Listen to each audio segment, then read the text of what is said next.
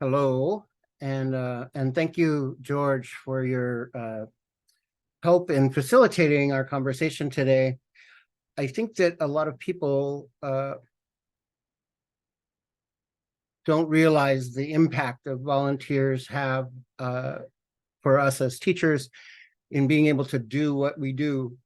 And so I'm really grateful that George is doing such a great job for us today. I want to say welcome to all of you. And it's really great to see so many people here, hoping to understand a little bit more about their practice. I like to start off with just a bit of meditation. So I want to invite you to find a comfortable position. It really doesn't matter whether it's sitting or standing. Pay attention to your body. Allow yourself to enter your body. And we start with kind of examining our posture a little bit, examining what's happening in our body. Is there something that needs attending to? Is there some place that I need to really notice?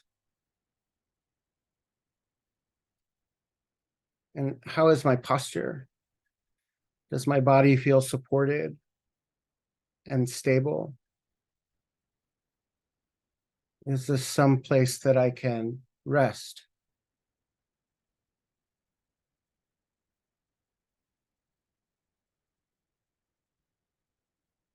And as we settle in, I want to invite you to notice and settle on a sensation. What the sensation is doesn't really matter. Just something that you can pay attention to, return to, and don't have to put a lot of effort into. For some people, it's the sounds around them. Maybe you hear a particular sound, or the smell. Maybe it's the feel of your clothes on your body.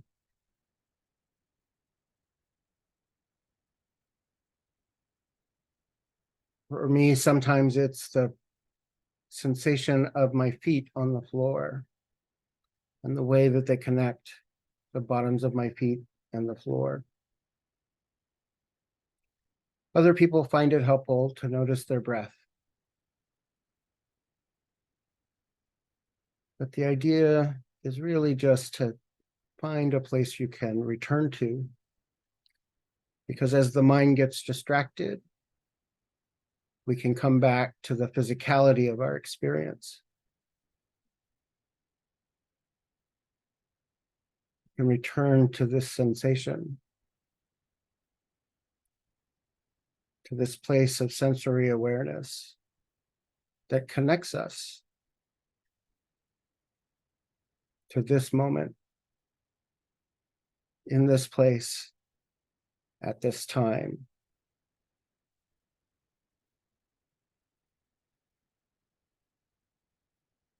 Your mind will think, that's fine.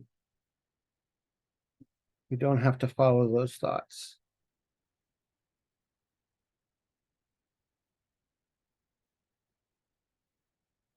And on those occasions when we do follow the thought, we just return to that sensation, to that sensory awareness.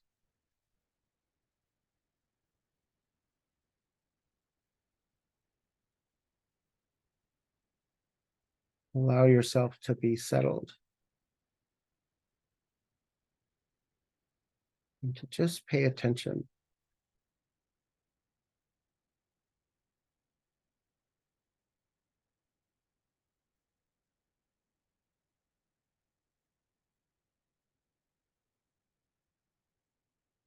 What is this experience that you're having?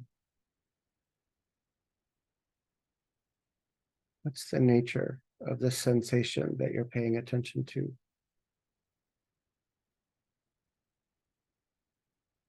What's it like? to be having that experience. What's that sensation like?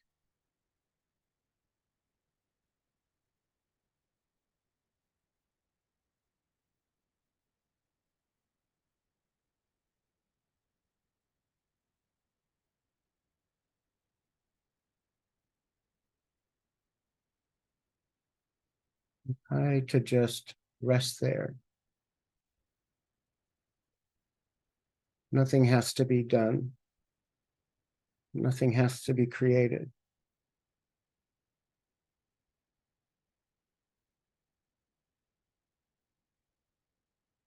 You do not have to be anything in this moment.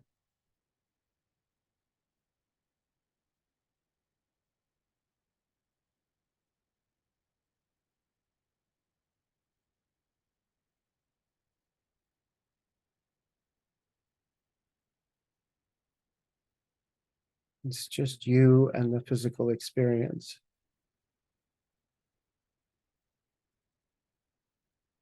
Just you and your awareness.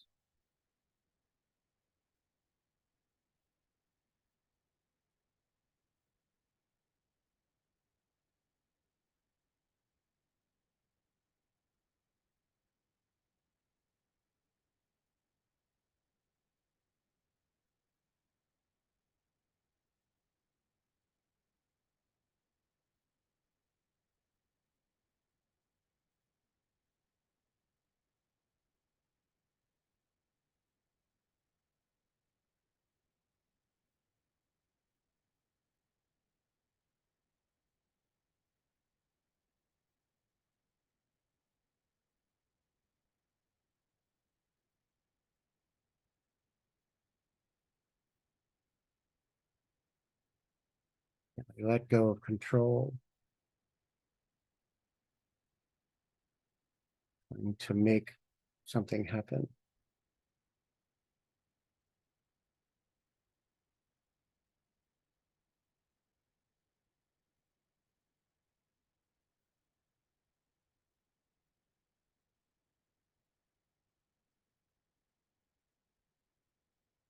What's it like to be you in this place with this sensation, with this thought?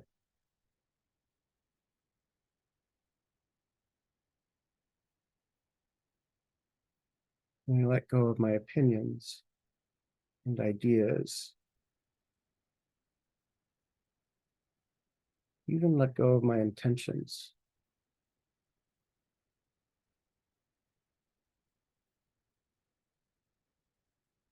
And just notice the nature of the experience.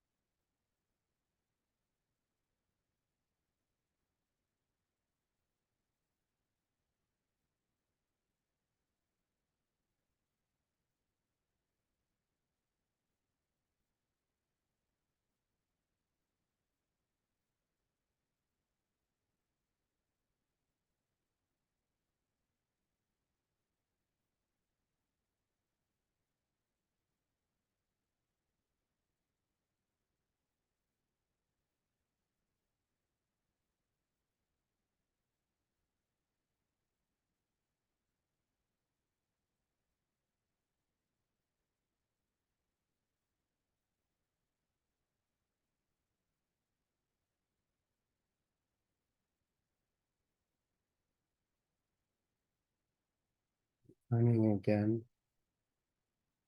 to our sensation, returning again to our body, returning again to our experience. What's the nature of that experience?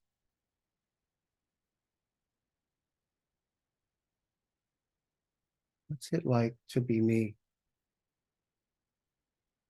in this body at this time?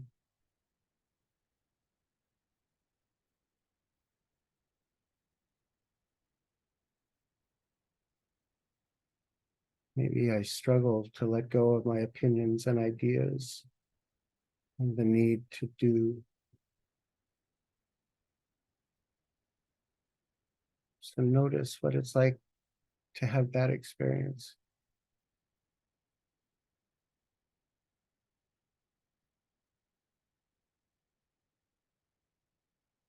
Where, where do you notice it in the body?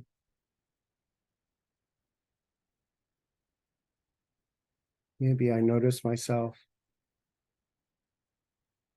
thinking that my emotions are different than my body, that my thoughts are different than my emotions and my body.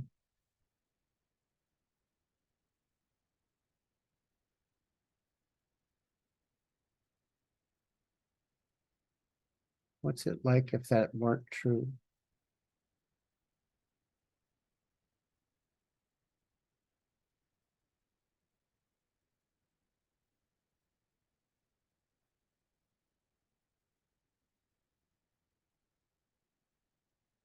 And I begin to notice the ideas, the thoughts about myself and my body and my life that maybe aren't mine, but given to me.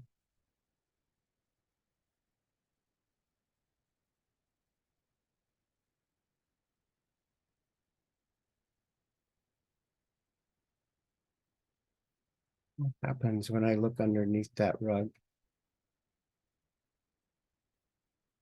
into something like the nature of my experience?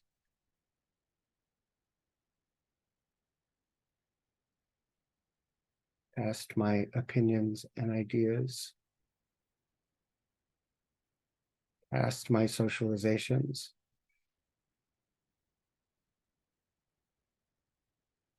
past my reactions, and just rest on a sensation, rest on an experience.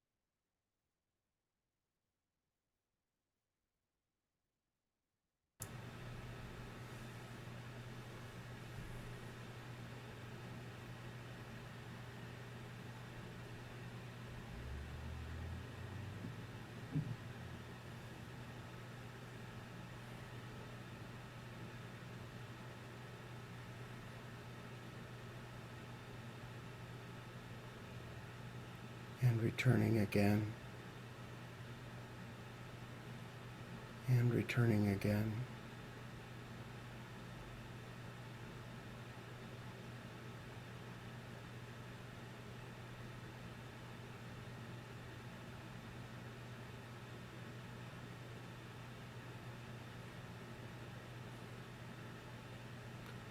Noticing.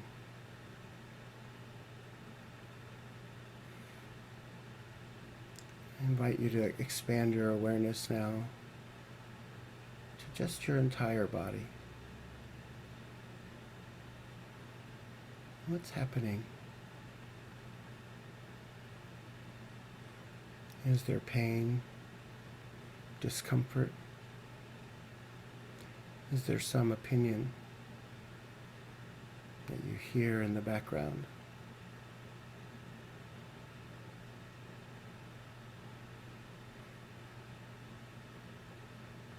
Just try to take up space in your body, in this place, at this time.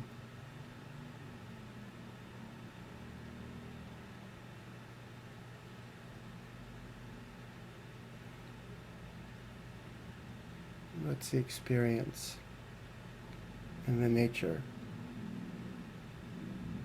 What's the nature of having a body? When I let go of my opinions and ideas and socializations,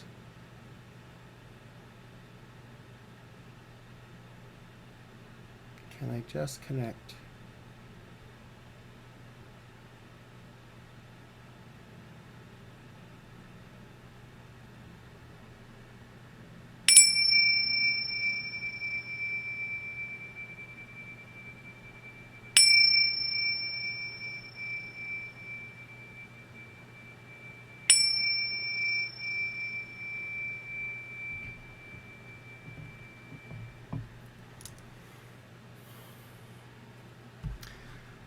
Thank you all for taking some time. I want to invite you now to just move a little bit, adjust your posture,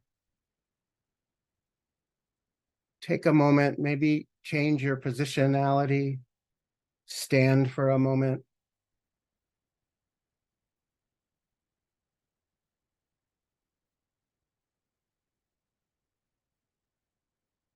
I think sometimes we move from one thing to another thing really quickly, and it can be a bit of a shock to our system.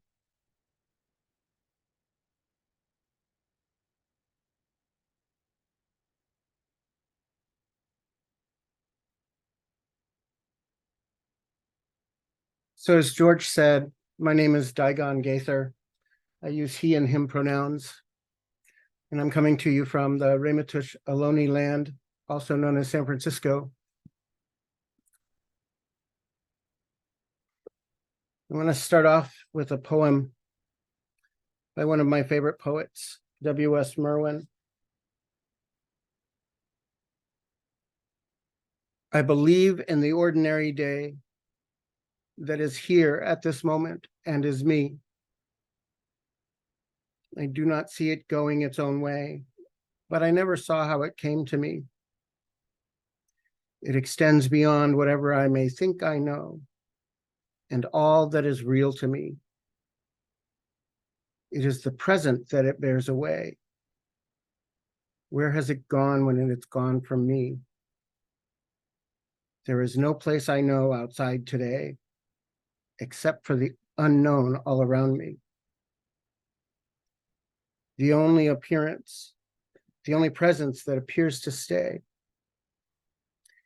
Everything that I call mine is lent me, even the way that I believe the day, for as long as it is here and it is me.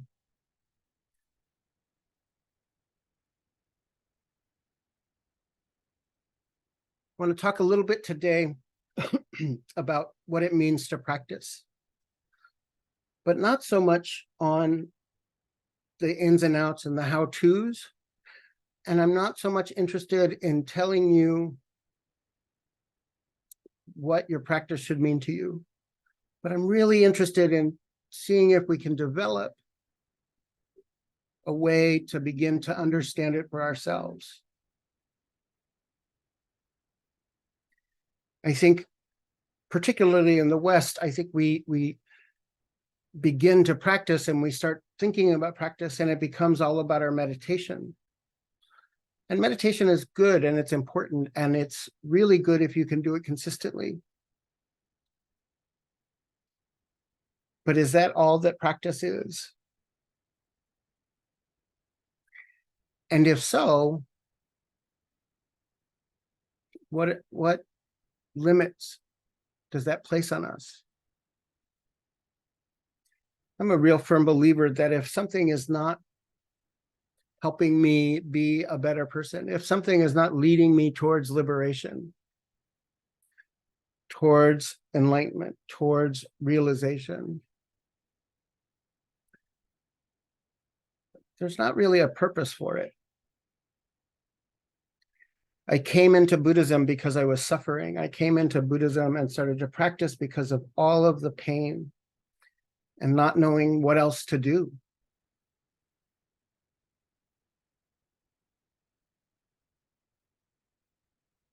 I was a gay guy who survived the 80s and 90s and lost thousands of friends. Spent so many hours and weeks in therapy and years and in self-help groups and in this and in that, trying to figure out how to be in the world. That was really painful.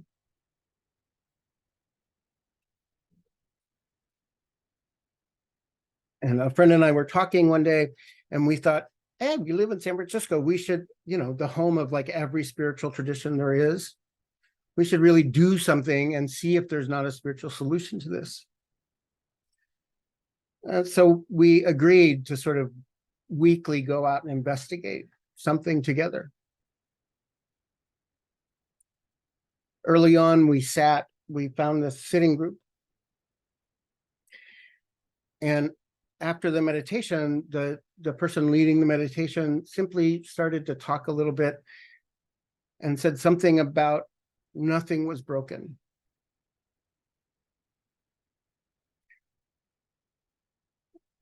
And I, as someone who really likes to argue and really likes to prove how wrong you are when I think you're wrong, decided I was going to come back just to get as much information as I could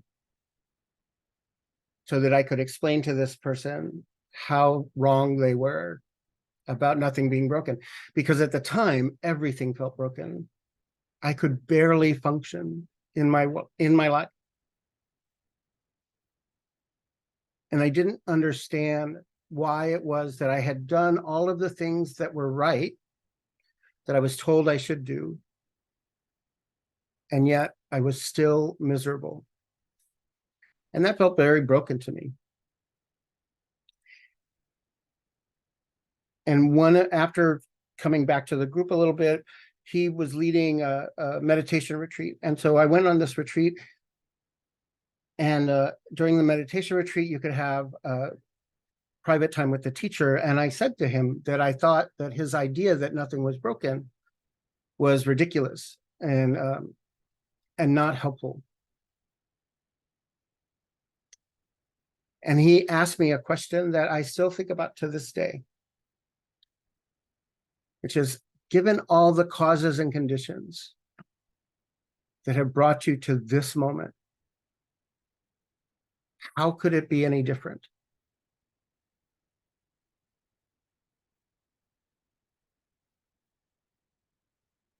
You've lost thousands of friends. How can your life not be filled with grief? Of course it is. But what if we didn't make grief the problem? What if instead of thinking we had to somehow get over our experience of it, we just allowed it to be part of our life and integrated it and figured out a way to live with it? I told him he was crazy, and then I left.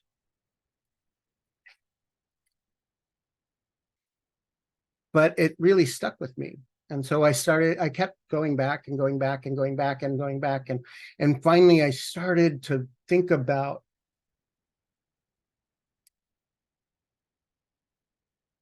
what if my life wasn't the problem?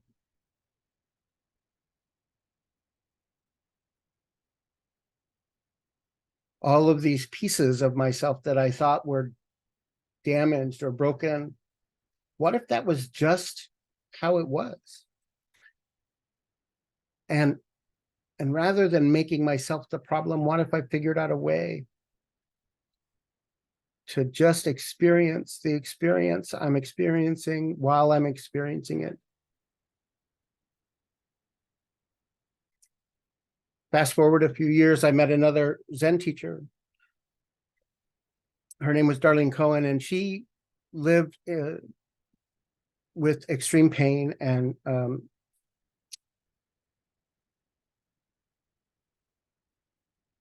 one time she said to me that, when I'm at my lowest, when I'm just immobilized by the pain, what helps me is to start to think about what else is present. That being a human being is a super complex thing. And so what if there's something else there? And so I began to practice that, began to look at things and start to think about, well, what else is there? What else is there? What else is my experience?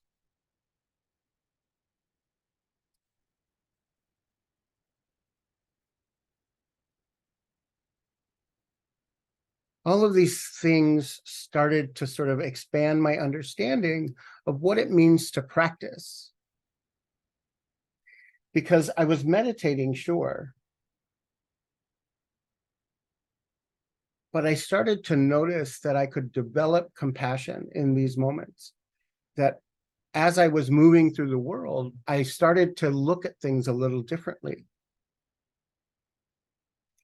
I began to think about my relationships differently, and I began to think about my interactions differently. And I started to think about wanting to be in the world in a different way. Because I started to notice all of the ways that I wasn't authentic, that I wasn't connecting to the moment. And something's really interesting is that when we connect to the moment, when we begin to notice our bodies connect us to this moment. That's why I think so much meditation practice is spent noticing our bodies, because we can't experience our bodies yesterday. We have memories about it, but we don't experience it yesterday, and we can't experience it tomorrow. We have fantasies about it, but we don't experience it. So if I can keep returning to my body, if I can keep coming back, how does that change my relationship to the world? How does that change the way that I interact in the world?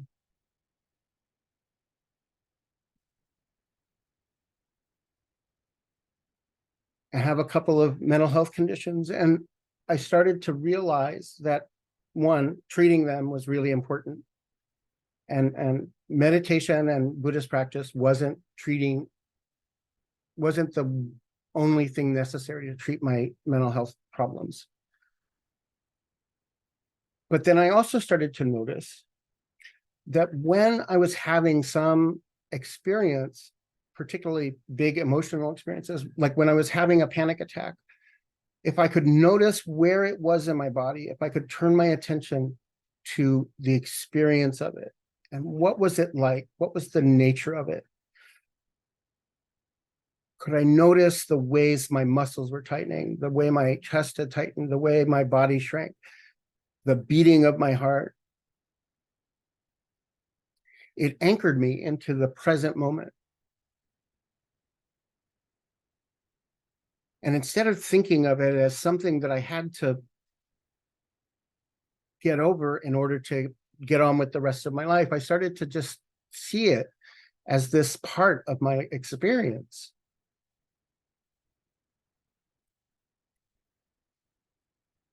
Same thing with my depression.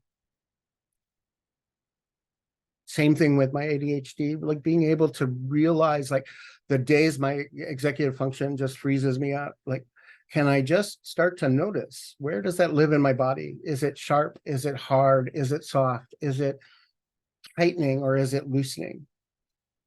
Can I give myself the experience and the space to have my experience?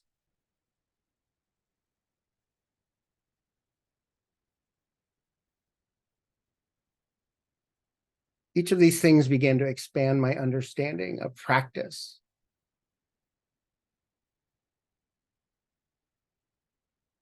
And I started to notice practice happening. Partially, I work as a chaplain and I work in hospice, and of course, practice was happening there with my patients. But I started to notice it also happening on the bus ride to and from my work. I started to notice it happening at home when I was cooking dinner. That I would just have these moments where all of the cognitions and the need to sort of understand and control and all of that stuff about my opinions and ideas and judgments would just sort of fall away, and I could have something like ease and quiet.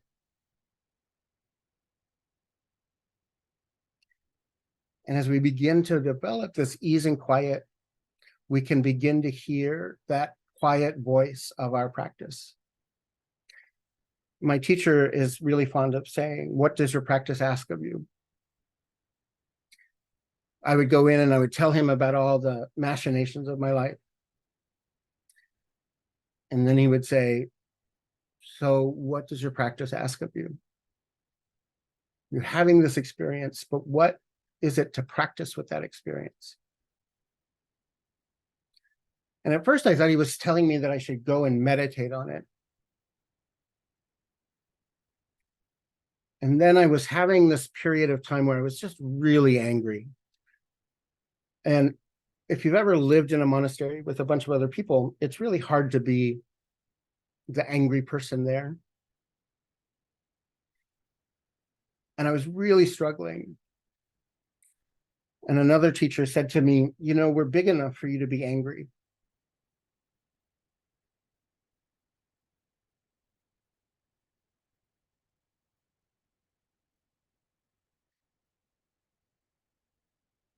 What if instead of thinking that anger was somehow outside of my practice, it was part of my practice?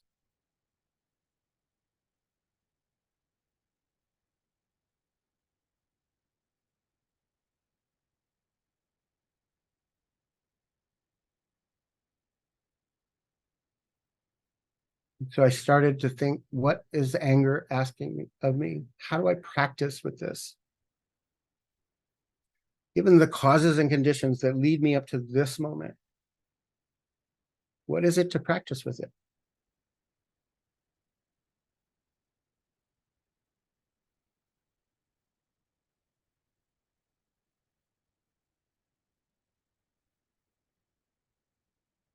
I think sometimes we expect ourselves, especially if we've been doing this a long time, we start to expect something of ourselves. And we begin to have these opinions about how it is that we're supposed to be, especially when they give you a big fancy robe and shave up, cut off all your hair and say things like you're a priest now. We begin to develop these expectations of ourselves that we'll somehow be different in the world. I think that we're just ourselves, and we just keep trying to be more and more and more ourselves.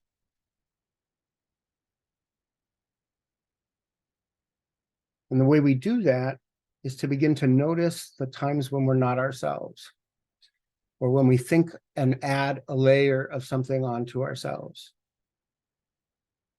A socialization, an idea, judgments.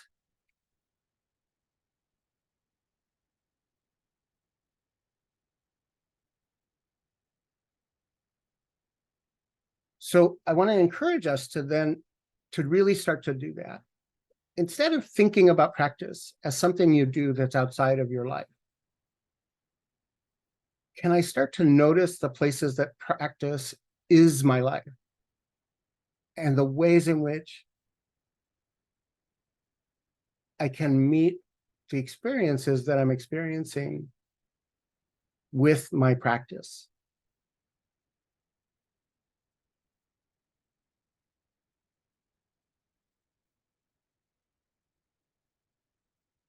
Because the interesting thing about this is, and the interesting thing about liberation is no matter how much I want to or how much you want me to, I can't practice for you. I can't give you liberation. I can't give you realization or enlightenment.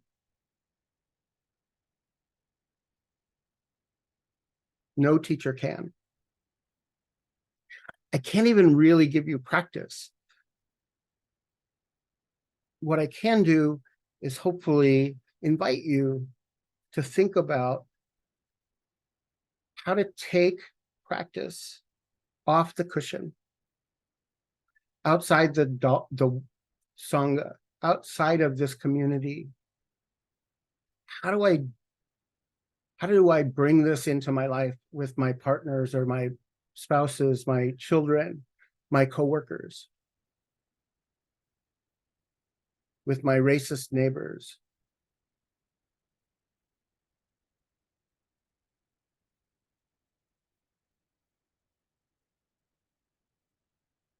And I begin to use practice as a way to really look at what it's like to be me, having the experience I'm having. And even more importantly, what's an appropriate response to it? Not the response I think I'm supposed to have, not the response I am expected to have. But when I begin to settle into my experience, I begin to hear the quiet voice of how to respond. And in Zen, we often say enlightenment is merely an appropriate response.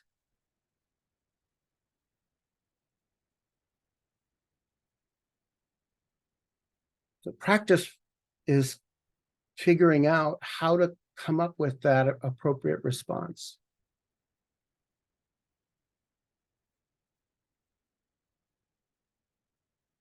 How do I understand that idea?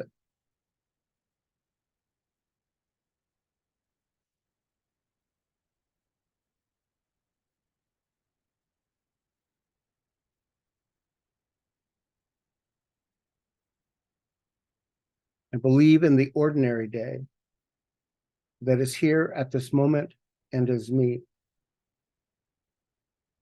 I do not see it going its own way, but I never saw how it came to me. It extends beyond whatever I may think I know and all that is real to me. It is the present that it bears away. Where has it gone when it is gone from me?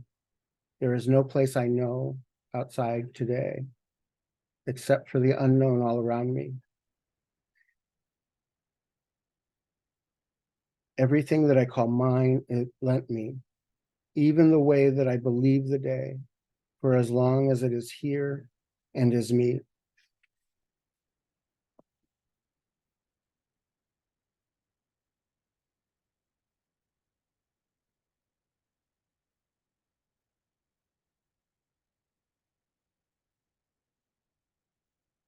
These ideas, these socializations, these judgments, these thoughts are just lent to you.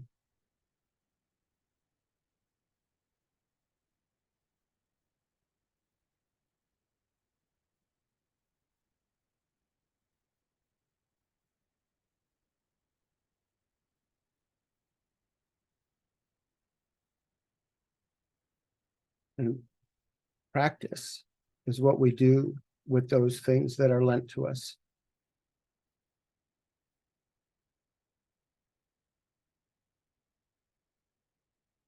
I think I'll stop there. I'll invite you now to share a little bit I believe in our collective wisdom. I believe that I give my lips move, but hopefully what gets expressed is something that comes from all of us being gathered together. And I want to invite that collective wisdom to come forth now. And it's always hard to be first. And it's also, I think some of us have a difficult time speaking in groups or so I want to invite you that if your normal pattern is to be quiet, maybe step forward a little bit.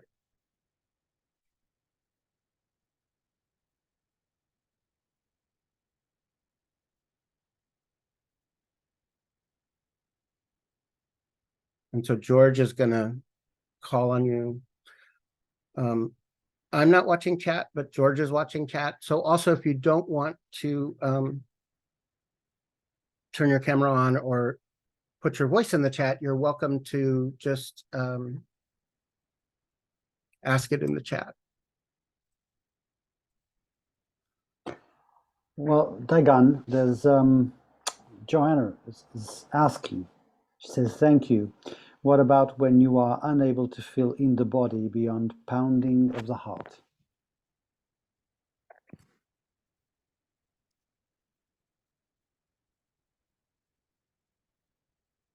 I think then bring your attention to the pounding of your heart. Can I notice what it's like to have a pounding heart? Can I notice the causes and conditions of that? In the Satipatthana Sutta, the Buddha often invites us to notice not just our experience, but also what gives rise to our experience, and then what helps our experience pass away, knowing that all things arise and pass away. And so when I am stuck feeling only one thing, sometimes it's helpful to try to broaden my experience and to give that some spaciousness, right? To give that room to express itself. I think about, I was in the hospital and I had meningitis at the same time that I had shingles, both of which are extremely painful. Together, they were unbearable. And I remember, like, even despite all the medication, it was just so intense. And I remember sitting there and trying to just see if there was anything else happening in my body besides this unending pain. And as I started to just give it room, as I started to just allow and see what happens when I give it room, I started to see little glimpses of something outside of it. And as I drew my attention to these glimpses, it gave rise to a thought in my head of all of the people in my life right now who were wishing me well, who were chanting for me and wishing compassion for me, which then gave rise to the thought of all of the people in all of the world at this moment practicing compassion. It didn't make the pain any better, but it gave me something else that I was aware that there was life outside of the pain. And I think sometimes that's what happens when we just allow ourselves, when it's like, okay, all I can feel right now is my beating heart. What happens if I give that some space? And what happens if I see if I can find anything else in my experience? I think sometimes one thing becomes prominent so that we can, it kind of makes us focus on our body a little more. And then when we do that, we can begin to have a different experience with it, a different relationship to it. Did that help? Was that beneficial?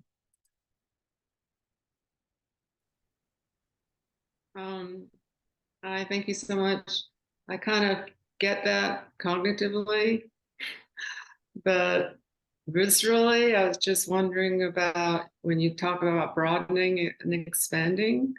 I mean, I think I try to do that when I do kind of open awareness. So I'm not just closing my eyes and that sort of thing. But I think in reality, and I also get the fact that lots of people are going through this, and wish them compassion as well. But just practically speaking, I'm a bit challenged by it. Yeah. And so can I start with just noticing what's the rhythm of my heart? Like, notice the things about the thing that's got my attention. And is it painful, or is it frightening? Is there a rhythm to it? And then what happens if I breathe? How's my breath? Is it hard, or is it soft? Do I feel myself tightening around it? Like, are my muscles contracting? Begin to notice the things about it that are the physical experience of it, rather than my thoughts about it, rather than my stories about it. Begin to turn towards the actual physical experience of it. I think in general, I like to be more in a neutral state rather than, gravitating for pleasant or unpleasant. Right. So I'm thinking that has made me less embodied, because oftentimes I work to not be reactive. But then when it keeps occurring, I can feel my heart going. You have to hold this person accountable. You can't just Right. say nothing, because then you're just kind of enabling. So and sometimes it's not okay to be neutral. Like, it's necessary to not be neutral. Like, we're human beings.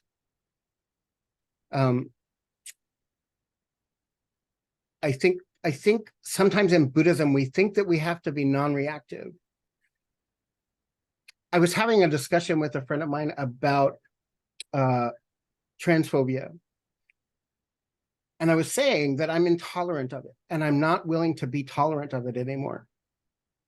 And they were like, well, you're a priest and you're supposed to be. And I said, no. I think there's it's not a cognitive issue. It's a morality issue. And I'm no longer willing to be okay with it and allow it. And so I think sometimes we get the misunderstanding that we have to seek this sort of, that equanimity means that we don't have a response or reaction. But there are things that are happening in the world that need us to react. We need to respond. And so give yourself permission to be a person is my deepest advice. thank you so much. Thank you.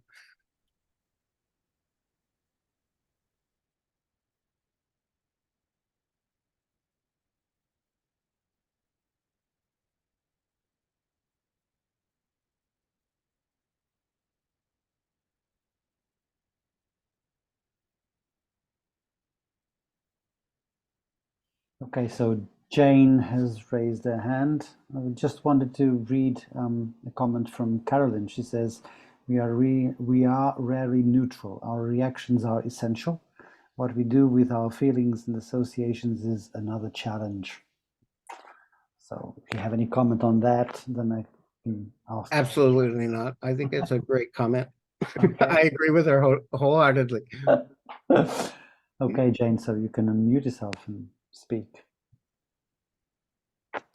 Thank you so much. I just really want you to know that you hit a number of issues that I've dealt with in my life, one being physical pain and really becoming aware and kind of embracing the pain and accepting it as part of my life and not getting drawn into it, I guess I'd say. I don't know if that makes sense, but I really love what you shared, and it was very powerful. And thank you, because my back feels much better right now.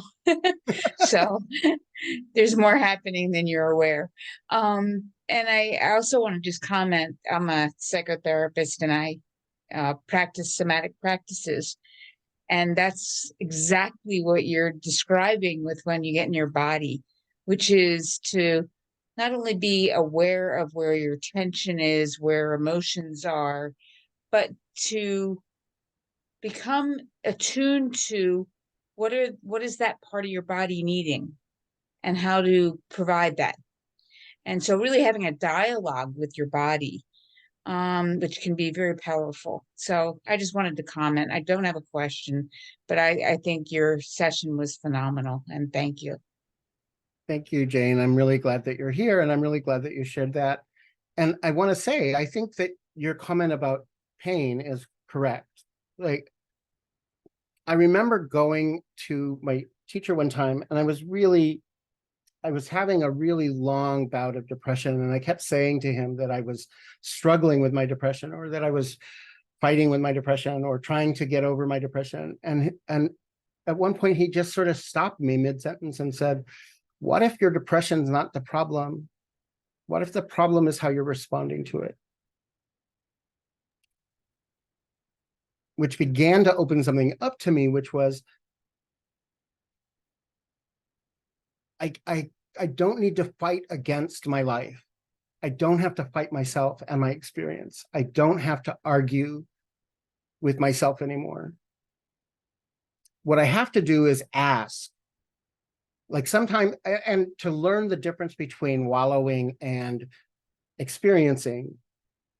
And what does it mean to, like, some days it's like, okay, yes, everything hurts, but I still am going to show up to work today. Other days, it's like, no, I'm going to stay in bed and eat potato chips all day. And both of those are appropriate responses, because I can listen to what is it to practice with it today, not yesterday, not tomorrow, but right now, in this moment, what's it like to practice with it?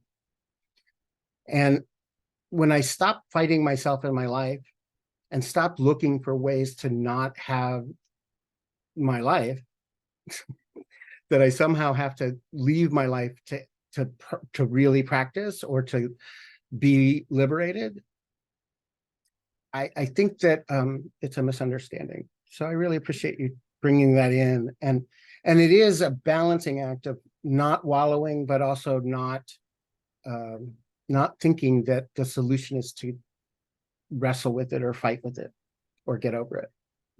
I agree. And I think that's an excellent point, which is that we can get so stuck in trying to fix things, trying to get rid of the depression, getting rid of this, getting rid of that, rather than this is just where my life is today. This too shall pass. And embracing it and allowing it to become spacious and become a part of your world and your life, and not fight it. The fighting is exhausting and going to make it feel worse. So that's my little comment, but thank you. It's been a pleasure. Thank you, Jane.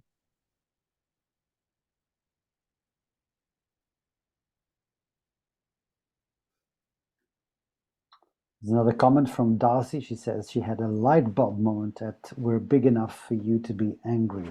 I'm looking forward to contemplating this further. Yeah. I think I think Jonah brought this up a little bit, like we get this idea about what it means to be a Buddhist, and we get this idea about what it means to practice and what it means to experience liberation. All of which are, pardon my language, but bullshit. Because we're never going to get there if it's this expectation. Liberation happens in our life. Practice happens in our life.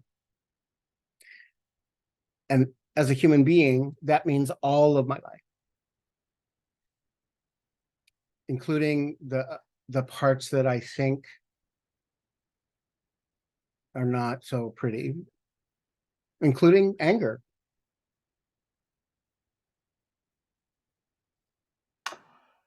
Yeah, if I can share myself, it's no one else raising hands. It's just, I don't want to occupy the space, but yeah, this makes a lot of sense to me because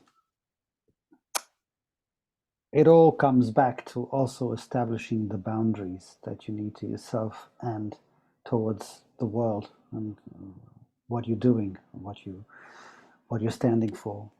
And I've had a very rough experience since pretty much a year now, since my mother got sick and then died. And my practice, my formal practice, took a big hit on that. But what I've been realizing now is that my informal practice become much more alive here, much more alive for me. And it's been very important to me to allow myself to just acknowledge the way I am each moment, whether it's sad, angry, in need of something, willing to show up and do something for someone, or just, as you just said, stay in bed and eat chips, and that's okay. Yeah. But at the beginning, this was a big issue to me because, as you said, it's the idea that we're practicing to improve, to become some kind of a, kind of being who doesn't touch the ground. It's just, I don't know, all those overs. And that is never going to happen. Actually, I think that from my experience, my very short experience, particularly this last year, the more you are in touch and in real contact with all the struggles and the pains, and the more you feel heavy and in contact with the ground, the more you have the perception of what it is your practice. So thank you for this session, because it has brought a lot of acknowledgement of just being validating a lot of stuff that was going on. Thank you, George, and thank you for sharing. Would you care to tell us your mother's name? I'd like to bring her in the room. Yes, Lydia. Lydia.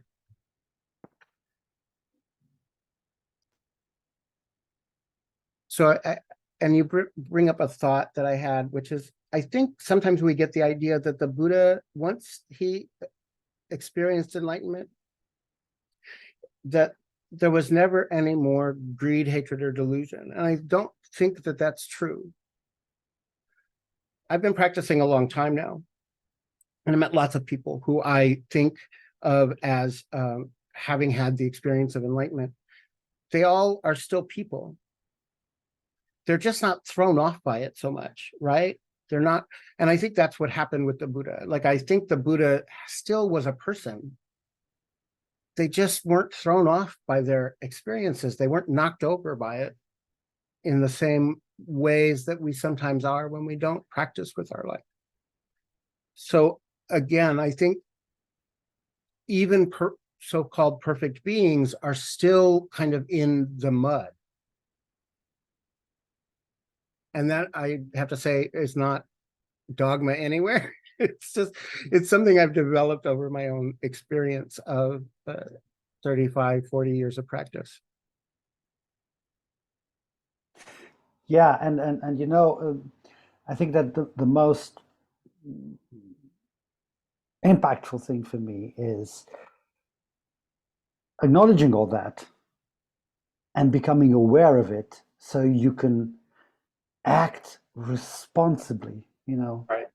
have a response, like some another teacher of mine said, you know, being response able. Right. Because the worst thing that I could see and I can still see happening to me is when things are happening and I haven't just been really in touch with it. It just like if it's not me, it's not happening to me. Once you realize, no, this is me. It's happening to me. I'm reacting. I'm exploding naturally. And this is the unfolding of practice for me. It's naturally you become more responsible in the way that you respond to it. So, I think that has been the best experience I've had with practice. Right. And Bartek has his hand raised, so I'm gonna let him talk. Hi, nice to meet you. First, tell me how to say your name right. Yeah, that was right, Bartek. It's Bartek. Bartek. Okay. Hi, Daigan, nice to meet you. Thanks for sharing, and yeah, sorry about your loss and health problems. Yeah, that's very interesting what you said about just bringing this more alive and feeling in the body, which makes so much sense because the body is always here and it brings so much presence because it's always available for most of us, I guess.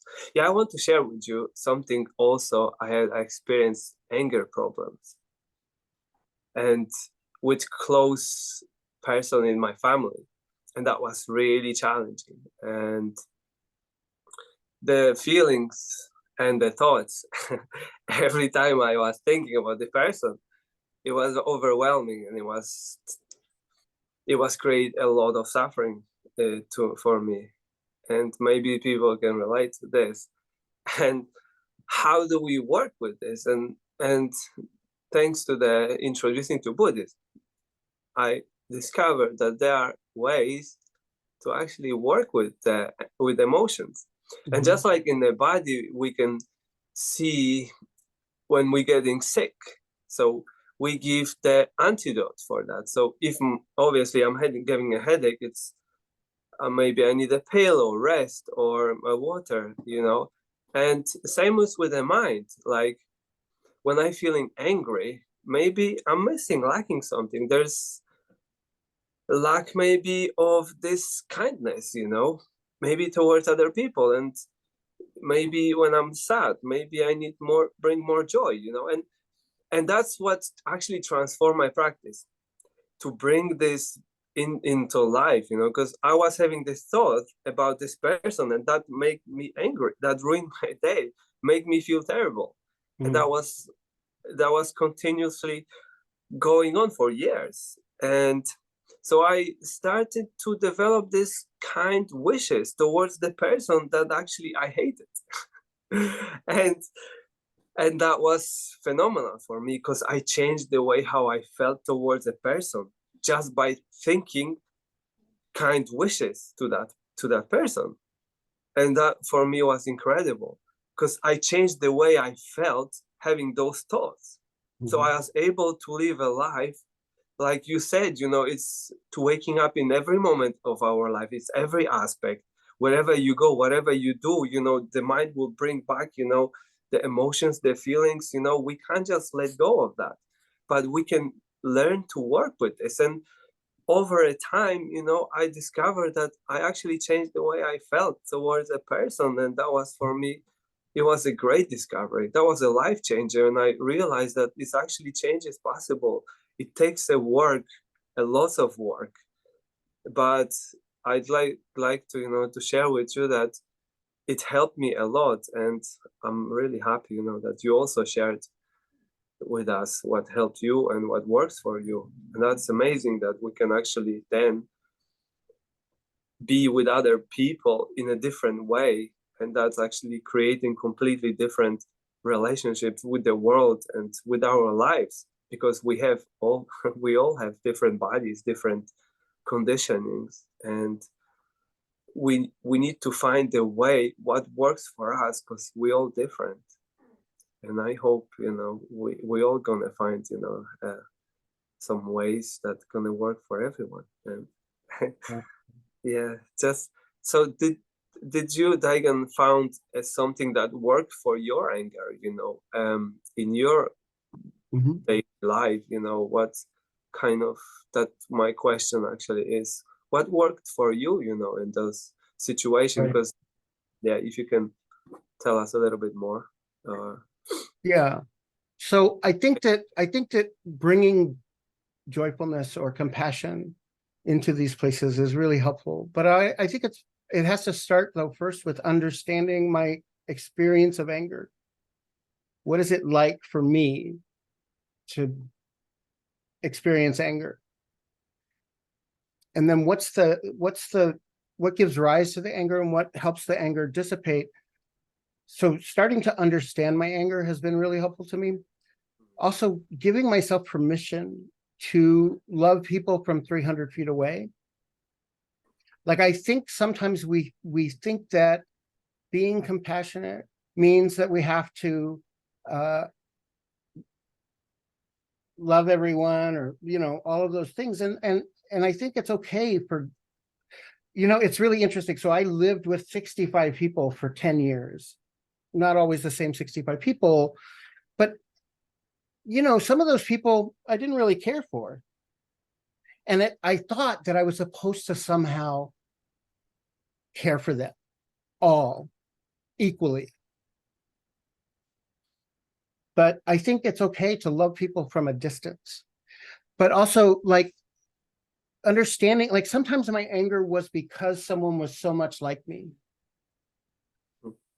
And so I was seeing they were reflecting myself to me, and I didn't like the way that was given to me. So I would have to sort of see that and recognize that, and that helped dissipate my anger towards that person. So I think it's way more complicated, but it starts with, before I bring compassion or love or joy into those places, I have to really understand my experience of it. And not my experience, like, this is how I've always done anger, or how I want to do anger. What is it that's happening in me right now? And what's the nature of that?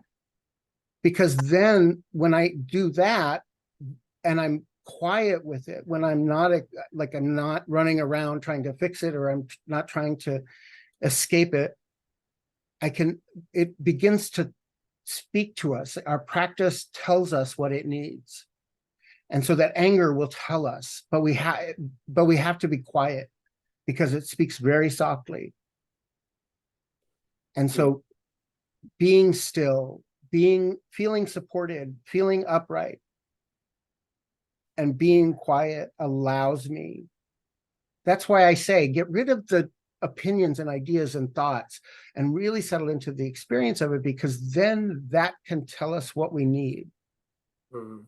That's really interesting. That's completely different what my minds do, like trying fixing things, and it's preoccupying, but that's a completely different way of responding, your intuition. And yeah, hopefully I'll learn that from you. I would say, look at, how can I be quiet? Like, really look at, can I just get quiet so that I can hear what my practice is asking of me?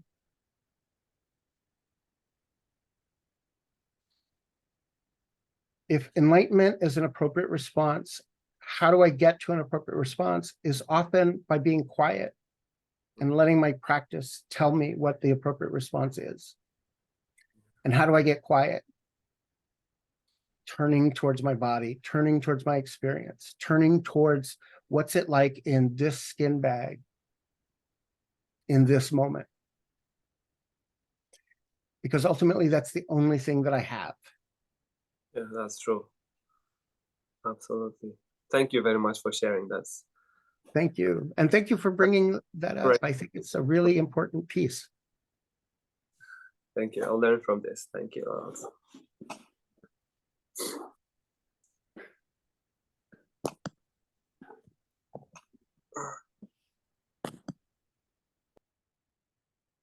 I see Sandra having, is it Sandra or Sandra having her hand up?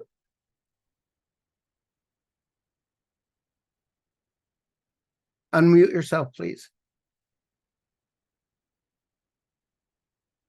Yes. Gosh, thank you. I just wanted to ask, I have a friend who, as we speak, is dying in hospital with her daughter next to her, and she's 98. Her name is Mary, and it's brought up all the trauma of losing both of my parents, which was quite recent. And it's brought to the surface a part of me that I've desperately tried to work with in practice for years, which is this part of me who is utterly terrified and alone. And I just wonder, do you have anything at all you can offer?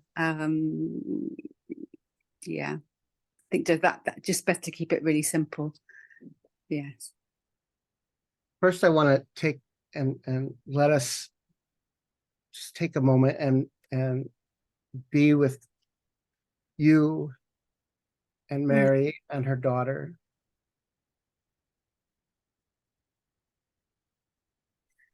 Because even at 98, that loss is hard.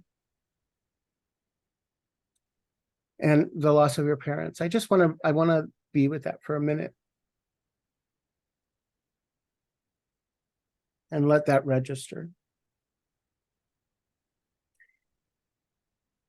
And I think that the loneliness, or that being alone, and the fear, one, I want to say it's super real. And I think that as we age, it gets more and more real. And I think that the pandemic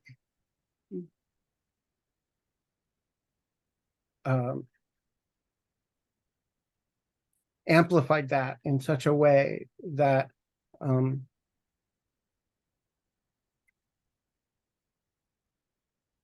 so I would say the same way that you practice with anything, which is to where do I feel it? When I feel that feeling, where is it